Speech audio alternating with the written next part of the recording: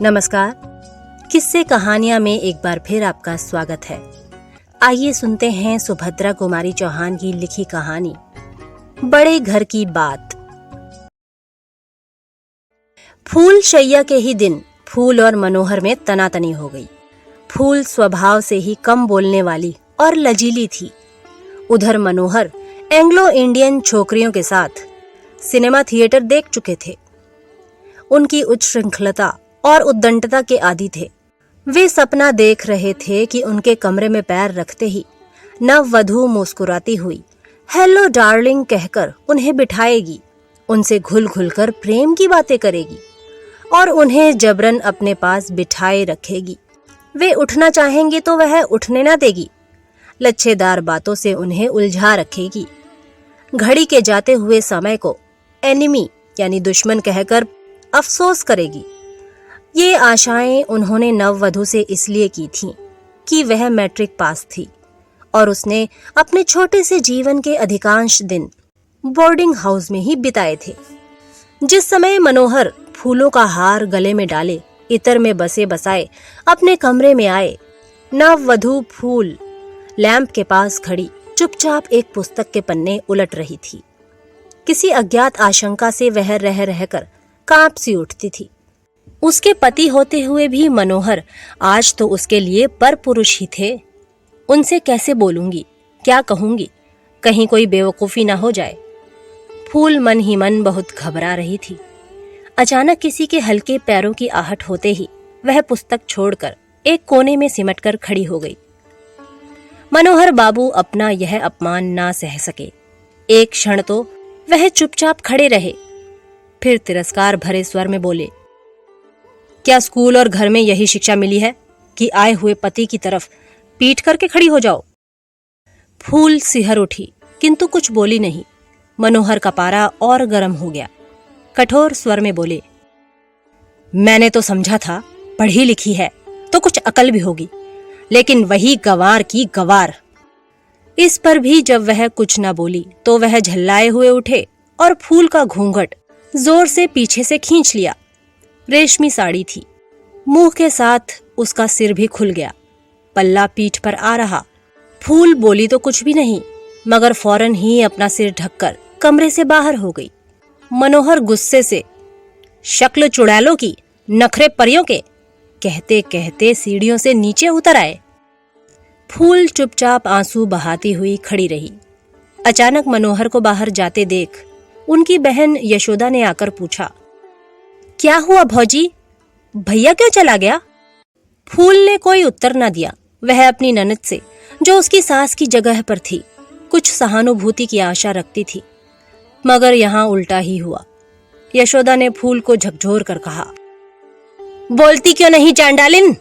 2 बात भैया से कर लेती तो क्या तेरी जबान घिस जाती? एक वह थी जिसने उसके जी को जला जला कर उसे आधा कर दिया। अब तू आई है तो तेरे यह लक्षण। आदमी का मिजाज भी देखना पड़ता है, जिसमें खुश रहे वही करना चाहिए, पर आजकल की छोकरियों का मिजाज भी तो 7वें आसमान पर रहता है। फूल आंसू बहाती रही। ननद की बातों का भी उसने कोई जवाब न दिया। इस घटना के बाद कई दिन बीत गए। मनोहर ने पत्नी की तरफ आंख उठाकर भी नहीं देखा। वे अपने राग रंग में मस्त थे। विवाह तो उनकी बहन ने जबरदस्ती करवाया था। पहली स्त्री से एक बच्चा था।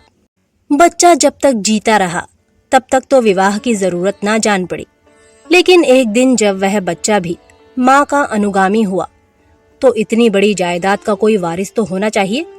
इस ख्याल से यशोदा ने भाई के सामने रो धोकर उन्हें जबरदस्ती विवाह के लिए मजबूर किया। यशोदा विधवा थी, यह सब जायदाद भी उसी की थी।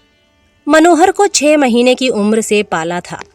मनोहर ही उसका पुत्र या भाई सब कुछ था, किंतु दोनों भाई बहन एक से रूखे स्वभाव के, तुनक मिजाज, बाहर अच्छे और भीतर खट्टे थे।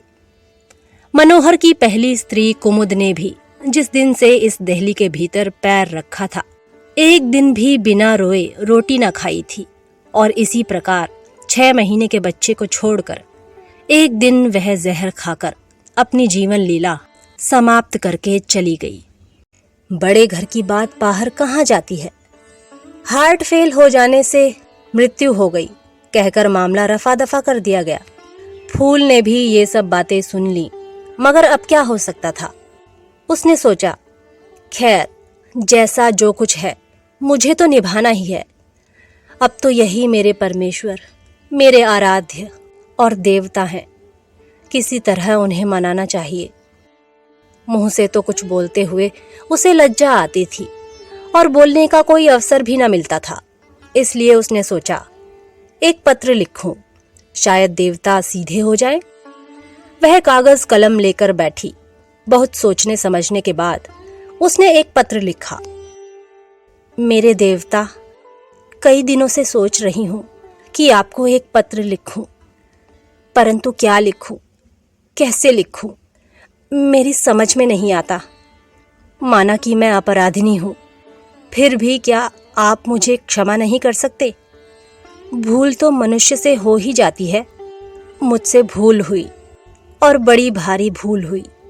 मैंने आपके कोमल हृदय को दुखाया, आपका अपमान किया, आपकी पूजा में त्रुटि की, देवता का सम्मान ना कर सकी। ना जाने किस अहंकार में, किस मद में बावली हो गई। किंतु आप तो क्षमा कर सकते हैं। मुझे अपने चरणों की सेवा का अवसर दीजिए। मेरी त्रुटियों को भूल जाइए। मैं आपके चरणों पर सिर झुका आपसे यही वरदान मांगती हूँ। मेरे स्वामी, आपकी अपराधिनी, फूल। पत्र समाप्त कर ज्यों ही फूल ने पीछे देखा, मनोहर खड़े थे। फिर उसी लज्जा और संकोच ने मामला बिगाड़ा। झट से पत्र के टुकड़े टुकड़े कर फूल दूसरी तरफ खड़ी हो गई। मनोहर की त्योरियां चढ़ गईं। उनके सिर से पैर तक आग सी लग गई। फूल के पास पहुंचकर उसे घसीटकर उन्होंने उसका मुंह सामने कर दिया। बोले, किसे पत्र लिख रही थी, सच कहो। फूल का सारा शरीर कांप रहा था। वह कुछ भी ना बोल सकी। मनोहर ने उसके कान ऐंठते हुए कहा, बोलो, नहीं तो अभी तुम्हारी हड्डी पसली तोड़ दूंगा। फूल को भी क्रोध आ गया। उसकी मुद्रा कठोर हो गई। बोली, मैं नहीं बतला सकूंगी। जो कुछ आपको करना हो कर लीजिए। फूल का यह कहना था कि बस। मनोहर उसको पीटते चले गए। फूल ने जबान ना हिलाई, मगर वह जब तक बेहोश न हो गई, मनोहर उसे मारते ही रहे। दूसरे दिन अचानक मोहल्ले भर में यह हवा फैल गई कि मनोहर की दूसरी स्त्री का भी हार्ट फेल हो गया।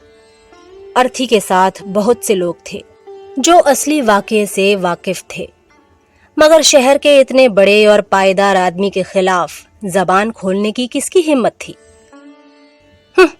मर गई तो मर भी जाने दो। स्त्री ही तो थी, कल तीसरी आ जाएगी।